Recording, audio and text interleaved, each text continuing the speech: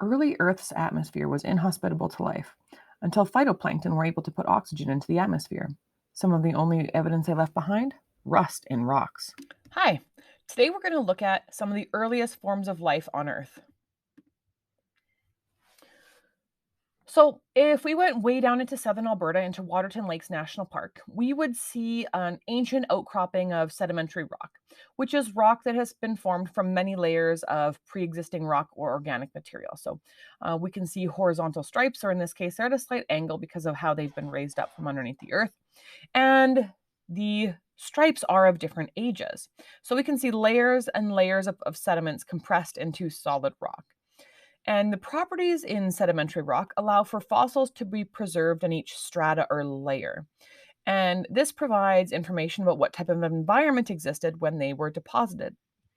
And with sedimentary rock, the deeper the fossils, the older the fossils.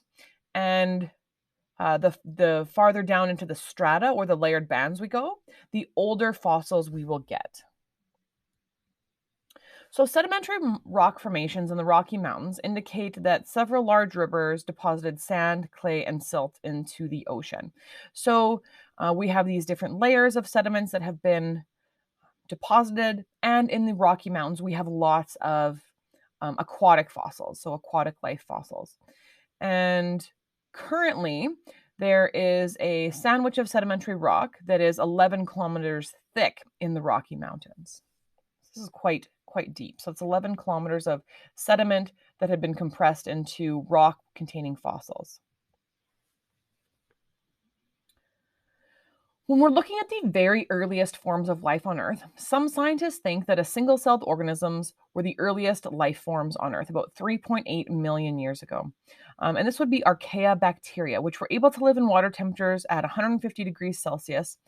Archaea bacteria that currently exist in waters at about 150 degrees Celsius are thought to be the relatives of this bacteria. So they can live in very hot water, which is a very extreme environment. So after those archaea bacteria would come cyanobacteria, which deposited calcium carbonate or limestone. So they created stromatolites, which are layered structures similar to the fossil seen in the picture here, where we can see trace fossils. So this isn't the actual organism, but it's remains left by the organism. So we'd be able to see different remains that were left behind by the cyanobacteria. So billions of years ago, the Earth was filled with poisonous gases from frequent volcanic eruptions, and the oceans were very hot, over 100 degrees Celsius. So one organism that's able to tolerate heat and poisonous gas was the archaea bacteria.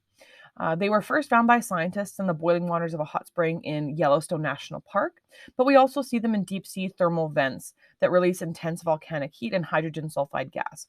So these are bacteria that can live off the chemicals and heat that's found in these structures, and they actually don't need any light to survive. So the archaea thrive in these conditions, and like I said, the hydrogen sulfide that's poisonous to humans is a source of nutrients for them. And this group of extreme life forms is thought to be the closest living evidence of Earth's earliest life forces. Once the cyanobacteria came, they contained calcium carbonate, which traps the sun's energy to make glucose and oxygen in a process called photosynthesis. So the cyanobacteria would have been the first photosynthesizing organisms to colonize Earth. And we can see evidence of this when we look at red and gray banded iron rock. So if we see red bands in sedimentary rock, this is where the iron has reacted with oxygen to form rust or iron oxide. So those gray bands have iron in its unchanged form, but the red bands have iron in its oxidized form, which can only happen in the presence of oxygen. Another big change for Earth was in the late Precambrian era, and life barely survived during the most significant ice age ever. Ice covered most of the planet for nearly 10 million years, and this time is often called snowball Earth because the entire Earth was covered with ice.